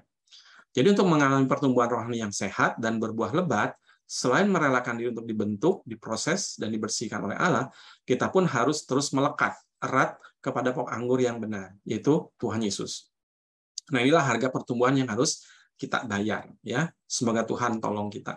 Nah, Saudara, sebelum masuk dalam aplikasi hidup, saya ingin mengkaitkan dengan khotbah yang hari Minggu kemarin, ya, bahwa terjadi banalitas, ya, terjadi pendangkalan begitu ya. Jadi apa yang hakiki, yang seharusnya, yang utama itu malah disingkirkan dan diganti dengan hal yang justru palsu, hal yang justru bukan utama, gitu ya. Jadi contohnya di Bait Allah adalah para imam, ya, lalu imam kepala, bahkan imam besar itu tetap melakukan ritual, ada perayaan di dalam Bait Allah, tetapi tidak membawa kepada tingkat spiritualitas yang berkenan di hadapan Allah. Tidak membawa perubahan ya di dalam kehidupan yang nyata. Malah mereka memanipulasi perayaan-perayaan itu dengan memakai misalnya satu serambi untuk orang-orang non-Yahudi yang ingin menjadi pengikut dan takut kepada Allah Israel, itu malah ruang serambi itu atau kita katakan lapangan begitu ya, untuk orang-orang ini dipenuhi oleh para pedagang. Ya, itu satu sudah menghalangi kesempatan orang yang mau mencari Tuhan. Yang kedua, para pedagang ini justru dikoordinir sedemikian rupa begitu untuk menghasilkan keuntungan materi. Karena dari penjualan, baik itu burung, ya, harganya berlipat luar biasa. Dari binatang-binatang korban yang lebih besar, itu keuntungannya jauh lebih besar. Lalu juga dari penukaran uang, nilai kursnya itu tingginya luar biasa. Makanya itu Tuhan menyebut mereka menjadikan rumah doa itu sebagai ruang penyamun, ya, tempat perampokan terjadi di situ. Nah, itu menjadikan sebuah banalitas yang luar biasa. Ya, jadi itu bukan normal, sekalipun kelihatannya normal, artinya ada kegiatan perayaan, ada ritual-ritual dilakukan, tapi itu tidak normal, itu banal, sesuatu yang sungguh-sungguh mengalami pendangkalan. Ya, baik, sampai di sini kita akan coba berdiskusi ya, berbagi pemahaman, pengalaman. Menurut Bapak Ibu, kira-kira apa ciri-ciri adanya masalah dalam pertumbuhan rohani orang Kristen ya yang sekarang ini ya, saat ini. Lalu yang kedua, mengapa ranting yang berbuah itu perlu dibersihkan? Mengapa proses pembersihan itu menyakitkan? Ya. Oke, kita mau berdiskusi, silahkan Bapak Ibu yang mau berkomentar ataupun mau menanggapi apa yang tadi sudah kita pelajari bersama atau mungkin mau bertanya, silahkan. Saya harap sesi ini bukan hanya sesuatu yang teologis saja ya, tetapi kita juga bisa menerapkan secara praktis dalam keseharian kita ya, supaya PA kita punya bobot ini juga ya, sesuatu yang bisa kita lakukan dalam keseharian kita. Apalagi konteks kita saat ini sedang melihat kondisi yang betul-betul seperti itu dan ya, muncul masalah tentang pertumbuhan kerohanian. Silakan.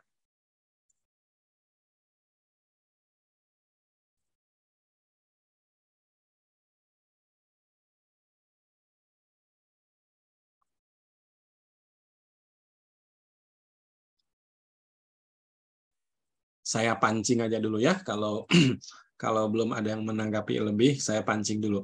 Saya mau nanya ke teman-teman yang di tempat bekerja lah ya. Nanti mungkin ada yang lain, misalnya dalam kehidupan rumah tangga ya silahkan, atau dalam kehidupan bergereja juga silahkan. Saya minta komentar dari Pak John Brower misalnya ya. Pak John, kira-kira di dalam kehidupan orang Kristen, ketika dia bergereja, tapi juga kemudian hari Senin dia bekerja, bisa nggak terjadi dan kenapa bisa terjadi situasi atau proses banalitas itu ya, pendangkalan itu. Artinya pendangkalan dari kehidupan seorang Kristen yang tadi kalau bahasanya Awe Tozer itu problemnya adalah pertumbuhan kerohanian. Ya, artinya ketika menghadapi kesulitan, menghadapi hambatan, godaan, ya, begitu mudah berubah begitu ya. Ini contohnya disebutkan di sini kan ya, bahwa masalahnya adalah pertumbuhan rohani. Ketika menghadapi pergumulan, godaan, menjadi lemah atau rentan atau tidak produktif ya untuk melakukan kebenaran, bahkan menjadi kompromistis gitu. Ya, silakan begini Pak John.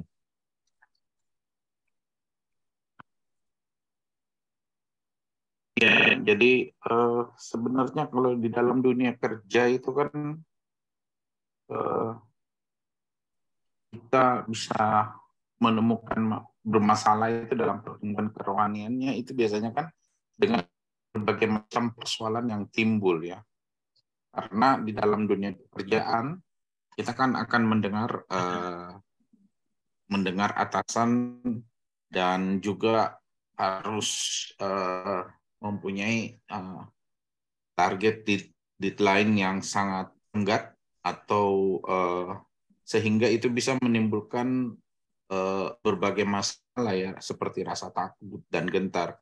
Apalagi kalau itu belum tidak tercapai, sehingga kalau kita tidak betul-betul beriman kepada Tuhan, sehingga pertumbuhan rohani kita di situ memang akan terganggu ya, sehingga kita menjadi rentan terhadap godaan-godaan yang ada. Saya pikir sih itu simpelnya seperti itu. Ya, jadi kadang ada tuntutan misalnya atau ada tekanan misalnya, tuntutan untuk mencapai ya, betul. target ya, atau tekanan untuk mengerjakan sesuatu yang tidak kita setuju gitu. Tapi karena tekanan itu begitu berat, bahkan mungkin menimbulkan ancaman. Kadang-kadang kan waktu itu akhirnya iya.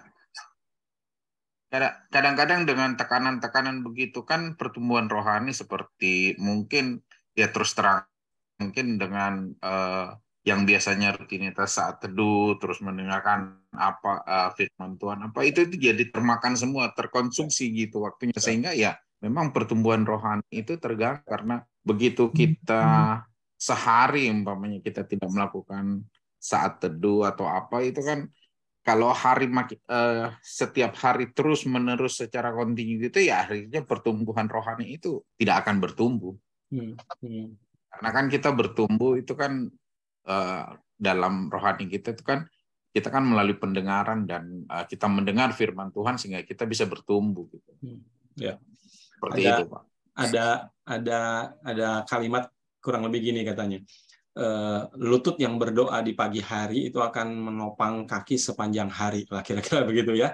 Jadi tadi Pak John bilang kadang tuntutan waktu misalnya pekerjaan dan itu menyita ya waktu kita yang seharusnya misalnya kita pakai untuk merenungkan ya firman Tuhan yang bisa mengingatkan ya, menguatkan kita ketika di dalam pekerjaan hari itu muncul gitu ya godaan, tekanan gitu ya. Ya, oke.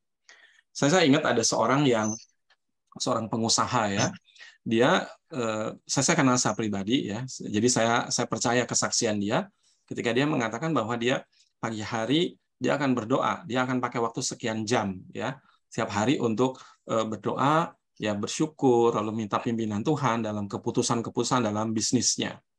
Dan memang dia bercerita satu waktu ketika ada krisis di Indonesia, dia punya bisnis besar dan karena itu kan perputaran uang ya kan dan segala macam lah ya, itu kan membutuhkan kepekaan, keputusan yang cepat dan tepat begitu. Nah, dia bercerita di saat-saat semacam itu dia merasakan ada dorongan di dalam hatinya ya. Jadi dia muncul pertimbangan dan segala macam, itu persis yang disebutkan tadi dalam Ibrani ya, bahwa firman Allah itu hidup dan kuat begitu ya. Nah, disitulah dia merasakan kepekaan yang sangat besar, didorong begitu rupa untuk melakukan sebuah tindakan, mengambil sebuah keputusan untuk perusahaannya. Dan dia lakukan. Dan luar biasa. Itu membuat perusahaan dia selamat. Ketika yang lain mengalami goncangan dan bahkan tumbang, dia bisa survive gitu ya, dan bisa bertahan melewati masa yang sulit itu.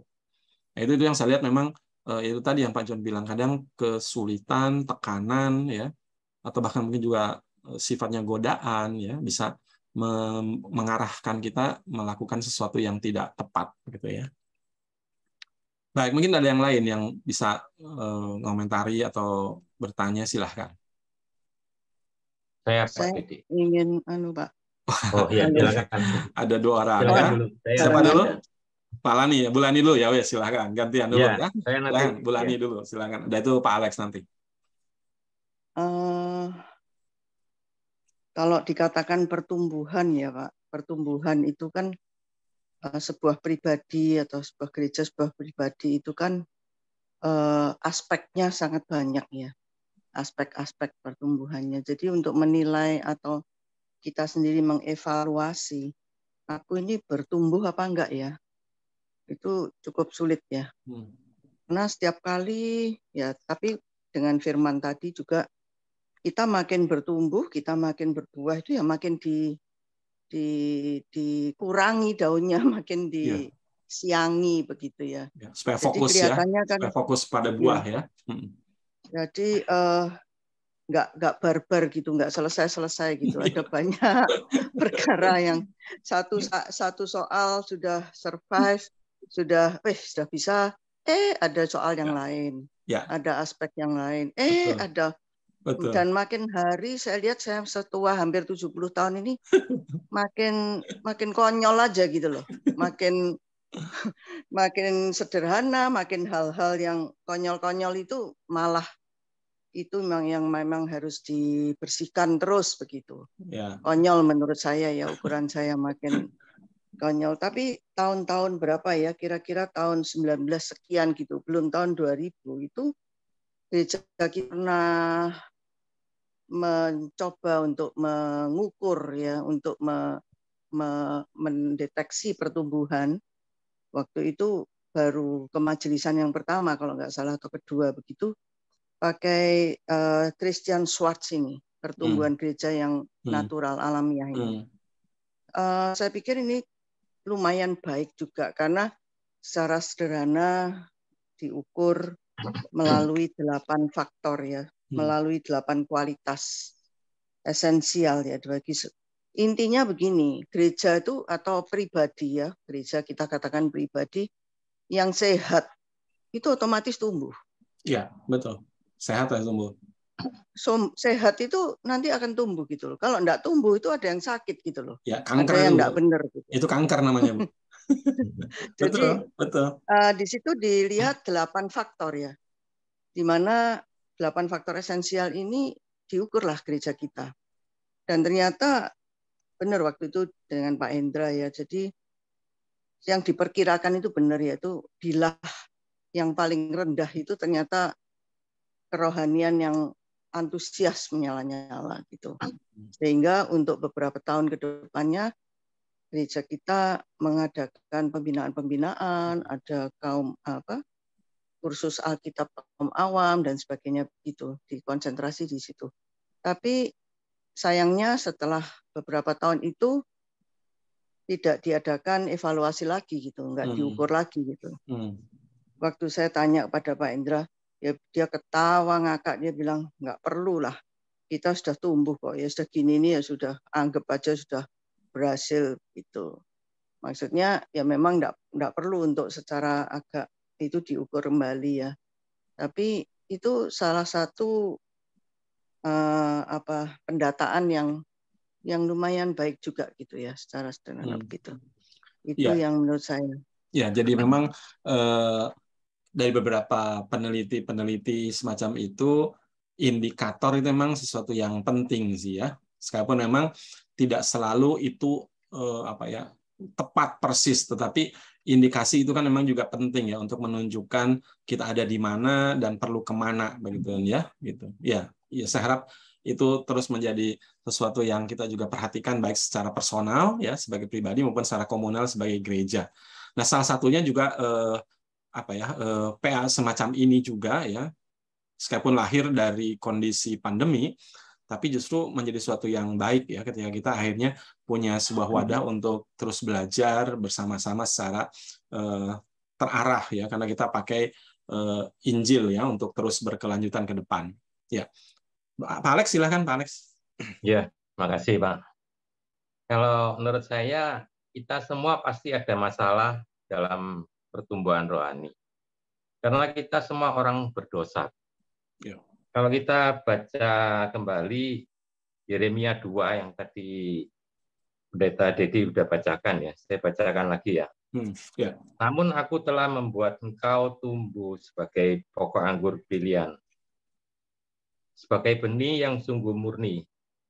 Betapa engkau berubah menjadi pohon berbau busuk, pohon anggur liar. Ayat yang ke-22, bahkan sekalipun engkau mencuci dirimu dengan air abu dan dengan banyak sabun, namun noda kesalahanmu tetap ada di depan mataku. Demikianlah firman Tuhan Allah.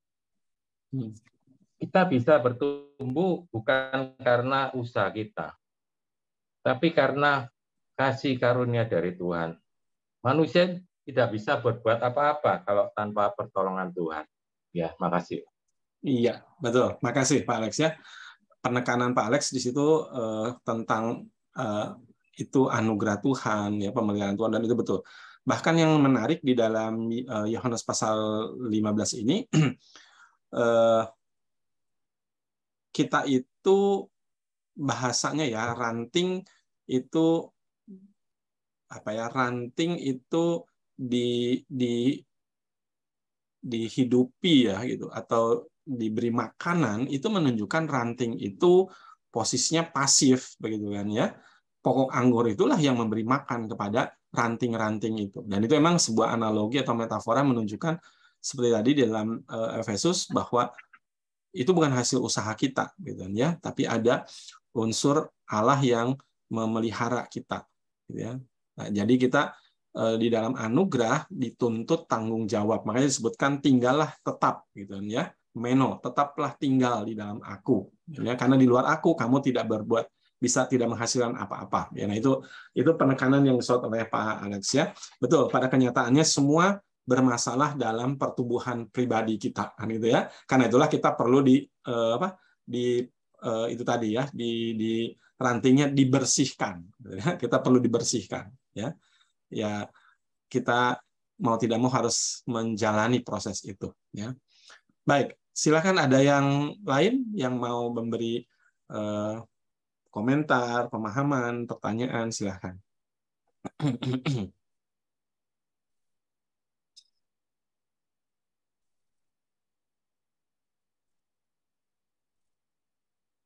Kadang saya di KTB Pasutri Muda yang nanti diharap tahun depan ada tambahan lagi ya, yang angkatan baru lagi misalnya. Ini yang usia pernikahannya misalnya 5 tahun sampai 10 tahun begitu ya, pernikahan.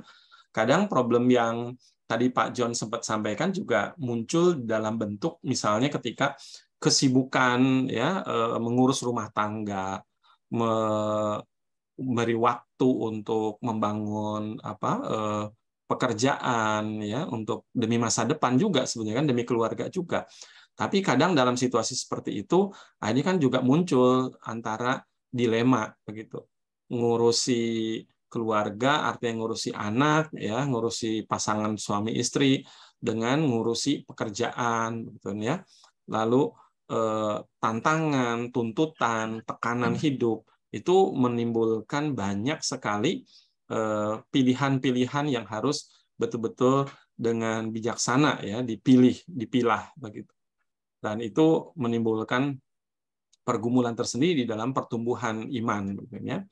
Tapi di sisi yang lain ya kita percaya seperti yang Pak Alex katakan, bahwa ada Allah yang sedang bekerja memelihara, memakai semua proses itu, memakai setiap keadaan ya, tekanan, kesulitan untuk membuat mereka menjadi semakin sehat.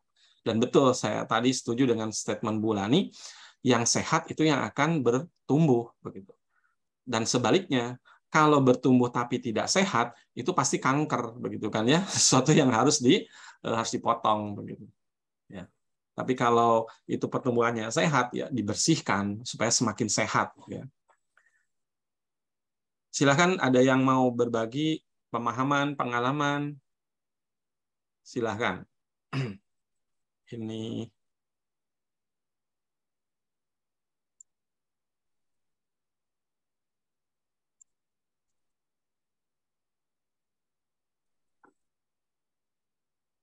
apakah ada lagi yang mau menanggapi? Silakan.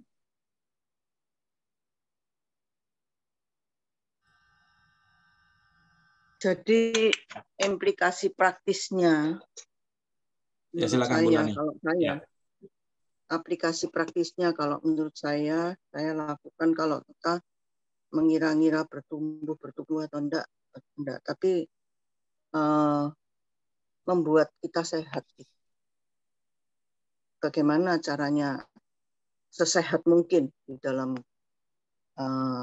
kehidupan kekristenan kita, kehidupan yang sesuai dengan firman Tuhan.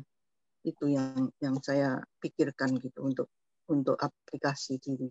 Nah, bagaimana sesehat mungkin. Jadi kalau ada yang nggak benar, kelihatannya ini kurang sehat, maka harus cepat kita sehatkan. Jadi tidak bisa untuk berpikir, saya orang eksak ya. Untuk mikir tumbuh itu sampai seberapa ya. Tumbuh itu kan terus sampai serupa Kristus ya. Gitu. Jadi tidak ngukur tubuhnya saya seberapa, tetapi saya mengukur ayo sehat, ayo yang benar, ayo sehat aja. Apakah itu bisa masuk akal ya? Apa itu bisa dilakukan gitu? Ya, saya setuju dengan tadi bahwa tidak pernah barbar gitu. Ini tidak pernah selesai memang. Ya, sampai kapan?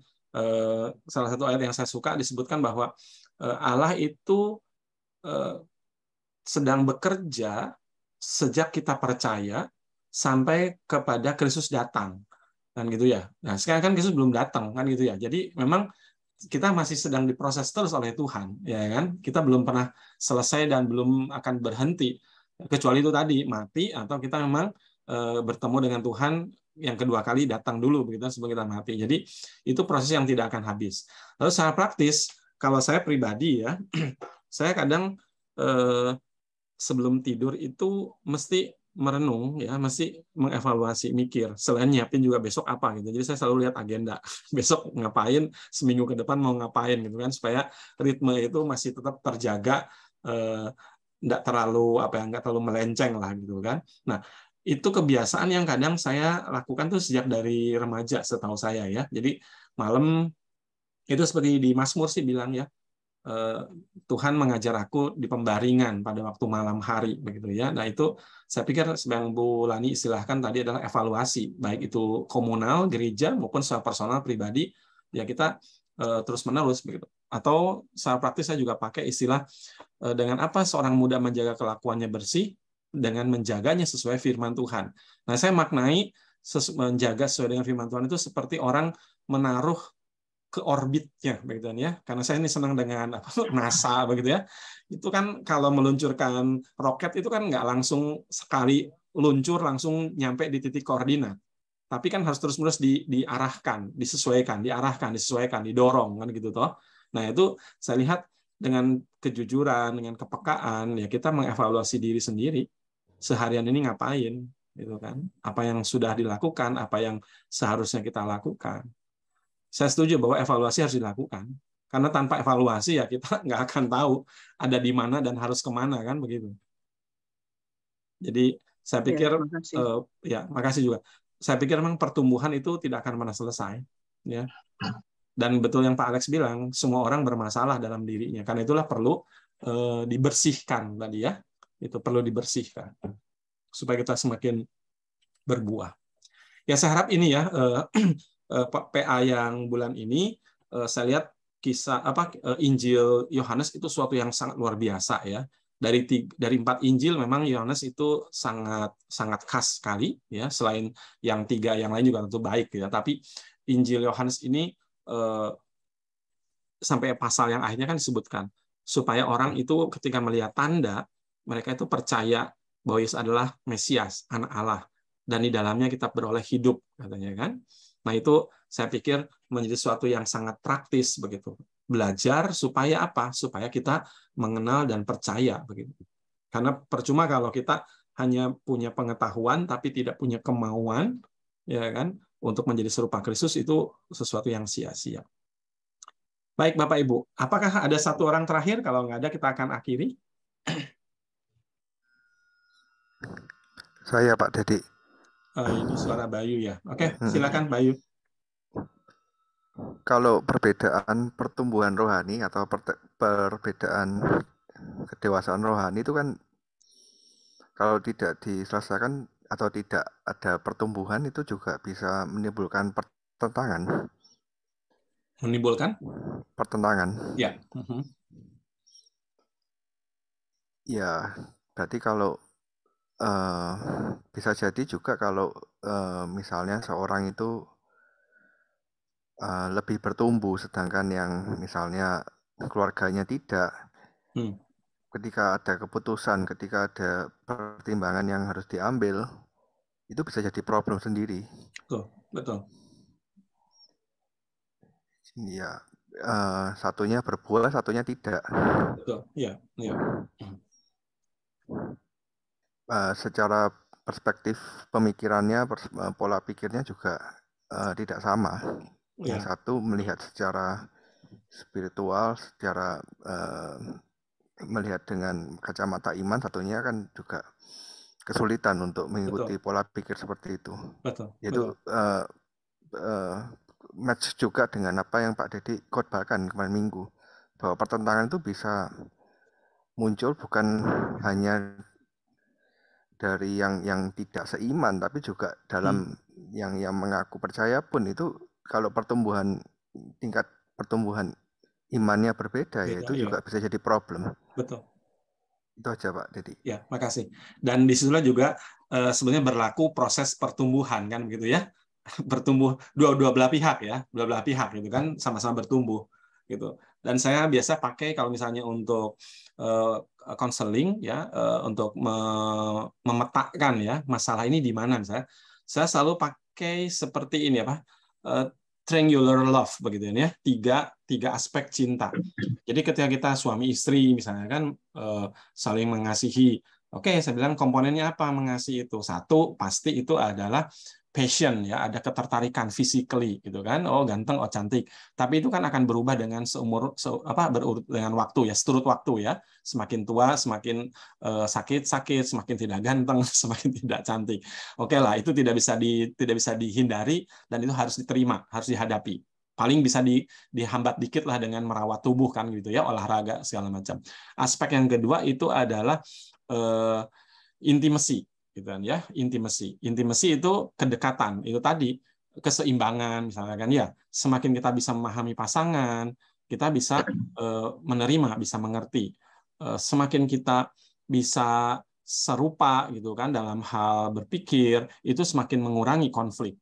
Tetapi itu tadi, itu semua proses ya kan, proses bertumbuh. Kalau pakai pendekatan Roma pasal 15 ayat 7 misalnya, ayat 1 sampai 6 disebutkan ada orang yang lemah, ada orang yang kuat. Ya kan, itu bisa lemah secara spiritual, bisa secara finansial, bisa secara intelektual, secara sosial. Setiap orang punya posisi yang berbeda ya, mature-nya itu kan, kedewasaannya, tingkat kedewasaan pasti beragam. Ketika mereka terikat dalam satu rumah tangga sebagai suami istri, atau satu gereja sebagai anggota gereja, satu komisi, lalu bersama-sama pelayanan, ya itu pasti yang saya Bayu bilang akan muncul pertentangan gitu kan, ketika jaraknya, gapnya terlalu besar kan. Makanya kalau suami istri kan diharapkan mereka itu sepadan begitu kan ya. Tapi sepadan pun jangan lupa itu pakai istilahnya, saya dulu selalu kupas yaitu Ezer kenekdo gitu kan. Ezer penolong, kenekdo itu adalah penolong yang merupakan sparring partner gitu. Artinya dia akan menjadi berhadapan dengan kita. Ya jangan kaget aja kalau beda pandangan. Oh nggak, posisinya emang berbeda kok, opposite gitu kan. Opposite helper gitu. Penolong yang beroposisi dengan kita. Jadi itu pasti akan terjadi. Tapi nah ayat 7-nya hebat. Dikatakan supaya kita ini terimalah satu dengan yang lain sama seperti Kristus menerima kita, gitu kan. Nah, jadi penerimaan itu yang menolong kita untuk bertumbuh. Yang di atas itu bertumbuh untuk sabar, ya kan, terhadap yang di bawah kita. Yang di bawah juga bertumbuh, gitu kan, untuk apa? Belajar, ya kan. Nah, makanya betul tadi yang Bulani bilang, nggak barbar, gitu kan, nggak pernah selesai, gitu, sampai tua. Bapak Ibu pernah nggak dengar ada orang udah umuran 70 tahun minta cerai? Saya sampai nggak habis pikir, udah tua mau cerai ngapain lagi gitu kan, apalagi yang mau dipertahankan gitu. Tapi ya kenyataan gitu, itu proses bertumbuhnya kan memang belum selesai ya gitu. Jadi betul Bayu bilang itu mature masing-masing orang itu apa ya, starting point-nya kan itu ya, posisinya dia di mana itu berpengaruh gitu. Baik itu pendidikan keluarga, pengalaman pribadi, pengalaman bergereja, ya, lalu pemahaman, itu semua sangat berpengaruh. Jadi intinya bertumbuh ini memang nggak ada habis-habisnya, ya. Dan saya pikir itu sesuatu yang Tuhan mau terus kita jalani melalui Alkitab, ya, firman Tuhan, melalui Roh Kudus. Dia memakai setiap kejadian, ya, pengalaman, persahabatan kita itu untuk membentuk kita, begitu. Ya. Ya, oke, makasih Bayu ya juga untuk memperkaya diskusi kita. Makasih untuk semua.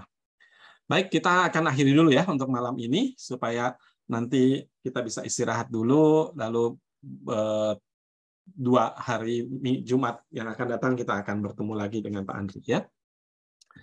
Baik, kita akan akhiri dulu, kita akan berdoa. Saya